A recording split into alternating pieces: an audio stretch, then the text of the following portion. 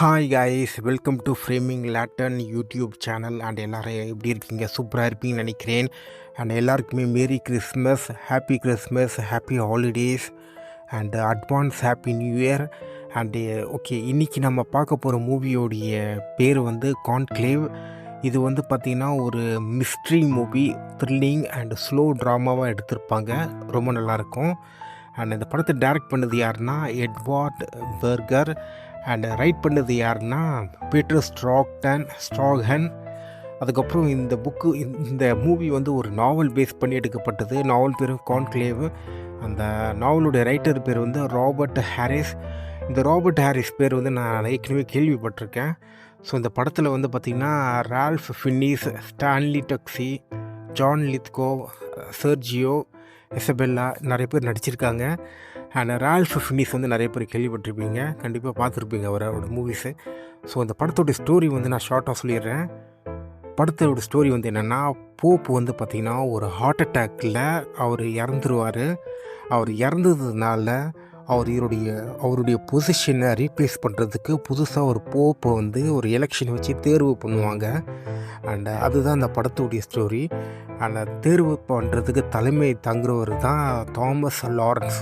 அவர் வந்து பார்த்திங்கன்னா British கார்டினியல் dean. So அவர் தான் தலைமை தாங்குவார். அந்த தாமஸ் லாரன்ஸ் வந்து பார்த்திங்கன்னா அவருக்கு வந்து ஒரு சில கேள்விகள் இருக்கும் மதங்கள் மேலே. அவருடைய சைக்காலஜி வந்து அந்த மாதிரி போயிட்டுருக்கோம். அந்த சமயத்தில் வந்து பார்த்திங்கன்னா போப் லாரன்ஸ் கிட்ட வந்து பார்த்திங்கன்னா ஒரு நர்பர், ஒரு ஜானியூஸ் போசாக் என்ற ப்ரிஃபெக்ட், அவர் வந்து பார்த்திங்கன்னா ஜானஸ் வந்து பார்த்திங்கன்னா போப் கிட்ட என்ன சொல்லுவார், லாரன்ஸ் கிட்ட என்ன சொல்லுவார்னா, போப் சாகிறதுக்கு முன்னாடி அவரும் ட்ரெம்பிளே என்னும் இன்னொரு நபர்கிட்டையும் ஒரு கான்வர்சேஷன் இருந்ததாகவும், அந்த போப் வந்து ட்ரெம்பிளேயை நீ உடனே உன்னோட பதவியை ராஜினாமா பண்ணணும் அப்படின்ட்டு ஒரு ஆர்டர் ஒன்று போட்டதாக அவர் காதில் வாங்கினதாக ஜானிஸ் வந்து பார்த்திங்கன்னா லாரன்ஸ் கிட்ட சொல்லுவார். அண்டு இந்த விஷயம் கேள்விப்பட்டு தாமஸ்க்கு வந்து நிறைய சந்தேகங்கள் வரும். தாமஸ் லாரன்ஸுக்கு வந்து நிறைய சந்தேகங்கள் வரும்.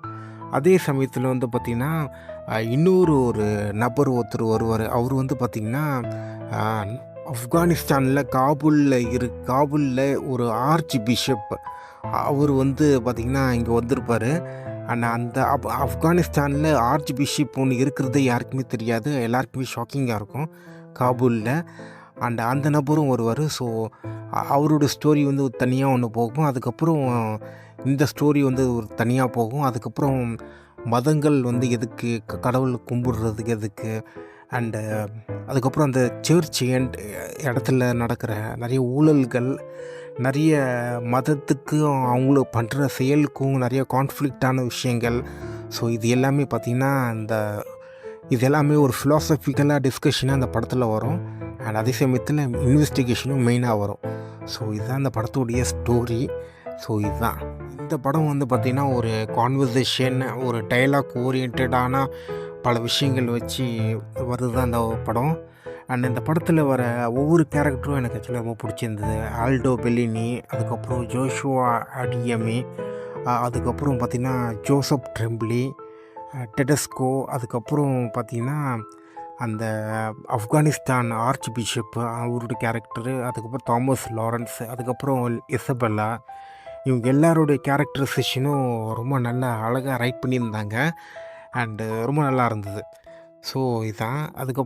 எனக்கு வந்து ரொம்ப ஃபேவரட்டான சீன் வந்து என்னென்னா, இந்த தாமஸ் லாரன்ஸ் வந்து பார்த்திங்கன்னா அந்த போப்போடைய ரூமோடைய சீலை உடச்சிட்டு உள்ளே போவார். அங்கே நடக்கிற நிறைய அவர் அங்கே போயிட்டு நிறைய அவருக்கு தேவையான எவிடன்ஸ்லாம் சர்ச் பண்ணி பார்ப்பார். ஸோ அது எல்லாமே நல்லா இருந்தது. அது மர்மமாக இருந்தது, த்ரில்லிங்காக இருந்தது. ஸோ இந்த படத்தில் வந்து பார்த்திங்கன்னா ஒரு சில விஷயத்தை வந்து பார்த்திங்கன்னா நம்ம அந்த ப்ரொடக்ஷன் டிசைன் அதுக்கான ரைட்டிங்லாம் பார்த்திங்கன்னா இந்த ஸ்க்ரீன் ரைட்டிங்லாம் ரொம்ப நல்லா கிளியராக பண்ணியிருக்காங்க. அந்த போப்பு இறந்துட்ட பிறகு அதுக்கப்புறம் வெளிநாட்டிலேருந்து நிறைய போப்புக்கெலாம் வருவாங்க, அவங்களுக்கு சமைக்கிற சீனு அதெல்லாம் பார்த்திங்கன்னா லைட்டாக ஒரு மாண்டேஜாக காமிச்சிருப்பாங்க. அண்ட் புக்கில் வந்து இந்த சீன் வந்து எப்படி இருக்குன்னு எனக்கு தெரியல. அது இதில் பார்க்கும்போது ரொம்ப நல்லா அழகாக இருந்தது. அதுக்கப்புறம் இந்த ஹால்வேயில் நின்று பேசுகிற சீனு அது எல்லாமே பார்த்திங்கன்னா நல்லா இருந்தது. அண்டு அதுக்கப்புறம் இந்த போப்பு அவங்களுக்குள்ளே நடக்கிற எலெக்ஷன் இருக்குல்ல அது காமிச்சாங்க. அதுக்கப்புறம் கேம்பெயினிங் பண்ணுற சீனு அது எல்லாமே நல்லா இருந்தது. ஸோ எனக்கு இது எல்லாமே ரொம்ப பிடிச்சிருந்தது. அண்ட் இந்த படம் வந்து பார்த்திங்கன்னா ரொம்ப ரிலீஜியஸாக இல்லாமல் கொஞ்சம் நல்ல ஒரு எப்படி சொல்கிறது என்ன கொஞ்சம் ப்ரீச்சியாக இல்லாமல் கொஞ்சம் ரொம்ப கிளாரிட்டியோட ஒரு ப்ரெசன்ஸ் ஆஃப் மைண்டோட ஒரு ஃபிலாசபி இருக்கும்ல, அந்த ஃபிலாசபியை நம்மளுக்கு கொஞ்சம் தெளிவாக சொல்லியிருப்பாங்க. ஒரு சின்ன உதாரணத்துக்கு சர்ச்சில் வந்து கன்சர்வேட்டிவ்க்கும் லிபரல் சர்ச் பீப்புளுக்கும் நடக்கிற ஒரு கான்ஃப்ளிக்ட்டு அதெல்லாம் கிளியராக சொல்லியிருப்பாங்க. ஒவ்வொருத்தரோட பாயிண்ட் ஆஃப் வியூவும் ரொம்ப நல்லா சொல்லியிருப்பாங்க. அதுக்கப்புறம் நைட்ஸ் சீனு, அதுக்கப்புறம் அந்த அந்த அந்த அந்த ரூமில் இருக்க வெளிச்சம் அது எல்லாமே பார்த்திங்கன்னா ரொம்ப ரொம்ப அழகாக இருந்தது. ரொம்ப நல்லா எடுத்திருந்தாங்க. ஸோ இதுதான். அதுக்கப்புறம் படத்தில் வந்து ஒரு சில ட்விஸ்ட்டு ஒன்று வரும். அதுக்கப்புறம் இந்த என்ன ஒரு ஒரு ஒரு சிஸ்டர் வந்து ப்ரெக்னெண்ட்டாக இருந்திருப்பாங்க. அதுக்கப்புறம் அவங்கள யார் இங்கே வரவழைச்சா, இதெல்லாம் யார் பண்ணா, இதெல்லாம் எப்படி நடந்தது, அந்த மாதிரி ஒரு சில கேள்விகள்லாம் வரும். அது எல்லாமே ரொம்ப நல்லா இருக்கும். அதுக்கப்புறம் எண்டிங்கில் வந்து ஒரு ட்விஸ்ட் ஒன்று இருக்கும். அது ரொம்ப நல்லாவே எடுத்திருந்தாங்க. ஸோ இதான். ஸோ எனக்கு ஹோல் மூவிஸும் எனக்கு ரொம்ப பிடிச்சிருந்தது. அண்டு நான் நிறைய விஷயம் இதில் சொல்ல, ஏன்னா அதில் கொஞ்சம் நல்லாவே எடுத்திருப்பாங்க. அண்டு இன்னொரு விஷயம் வந்துன்னா இது வந்து ஒரு கான்வர்சேஷனலான ஒரு மூவி. அண்டு இது எல்லாமே சர்ச் ஓரியன்டாக நடக்கிற விஷயம். இது எல்லாருக்குமே பிடிக்குமான்னு எனக்கு சரியாக தெரில. பட் எனக்கு கொஞ்சம் நல்லா இன்ட்ரெஸ்டிங்காக இருந்தது. ஸோ இதுதான்.